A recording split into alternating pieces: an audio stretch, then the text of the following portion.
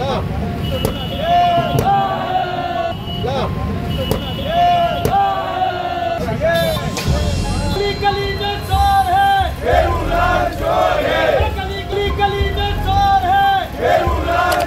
लिए मजबूर हो गए 200 रुपए इकट्ठे किए और एक एक पैसा कमीशन का जोड़ जोड़ के अपनी आजीविका के लिए जमा कराया था और मेरा पैसा पूरा और ना मेरा बेटा है ना मेरी बेटी की शादी कर दी और मेरे बुढ़ापे के लिए जोड़ा था। मैंने अपने से नहीं बने तो अपन कैसे क्या गुजारा करेंगे। भाजपा के बड़े नेता भीरूलाल पाटीदार के खिलाफ लोग सड़कों पर उतर आए।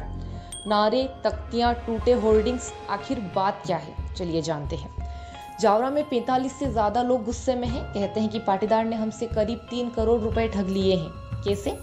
हुंडी चिट्ठी के नाम पर पैसे लिए, शुरुआत में थोड़ा ब्याज दिया, लेकिन 2022 के बाद सब गायब। पैसे मांगो तो सिर्फ बहाने। लोगों ने नर्सिंग होम से पाटीदार के घर तक रैली निकाली, साथ ही साथ नारे भी लगाए, पाटीदार पैसे लौटाओ, पाटीदार पैसे लौटाओ। तो वहीं चौपाटी चौराहे पर उनके होर्डिंग के फोटो पर लाठियां चली, फोटो फाड़ दिए गए। व्यापारी और महिलाएं सब साथ साथ थे। लोगों ने पुलिस को सबूत दिए, हुंडी चिट्ठी, रिकॉर्डिंग, दस्तावेज, साथ ही साथ सभी विधायक और एसपी से भी मिले। लेकिन पाटीदार के रसूख की वजह से अभी तक कोई भी एफआईआर नहीं है। लोग कहते हैं हमें इंसाफ चाहिए। बहरहाल हम इन सभी आरोपों की पुष्टि तो नहीं करते हैं, लेकिन आप क्या सोचते हैं कमेंट में जरूर बताएं। लाइक भी करें, शेयर भी करें और साथ ही साथ हमारे चैनल को सब्सक्राइब भी करें ताकि ऐसी खबरें आप तक पहुंचती रहे।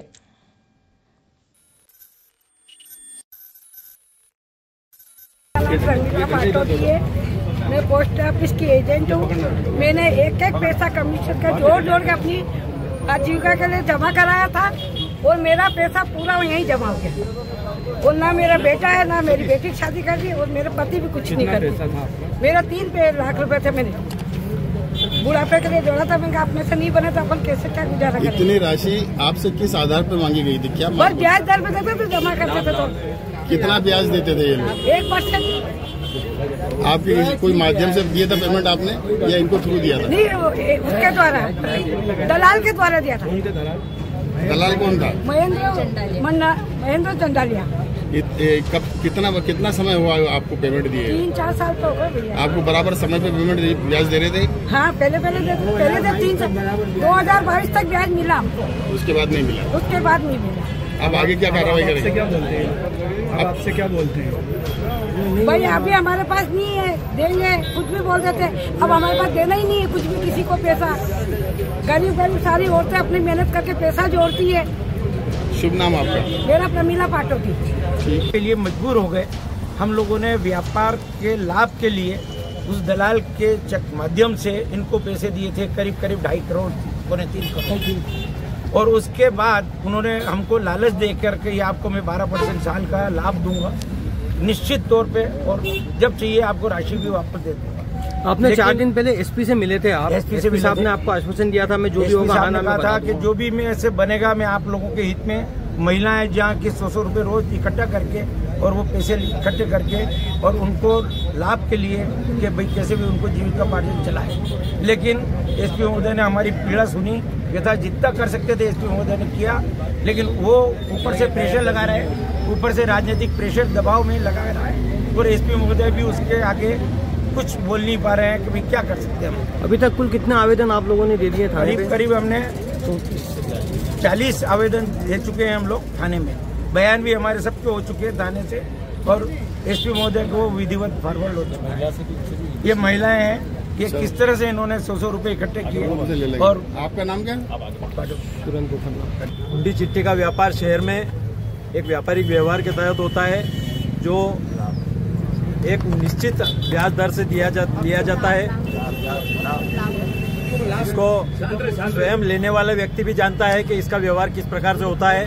शहर के 30-40 परिवारों ने मिलकर के इनको करीब 3 से 4 करोड़ रुपए की राशि हमने ब्याज के रूप में एक निश्चित दर पर लाभ के रूप में दी थी।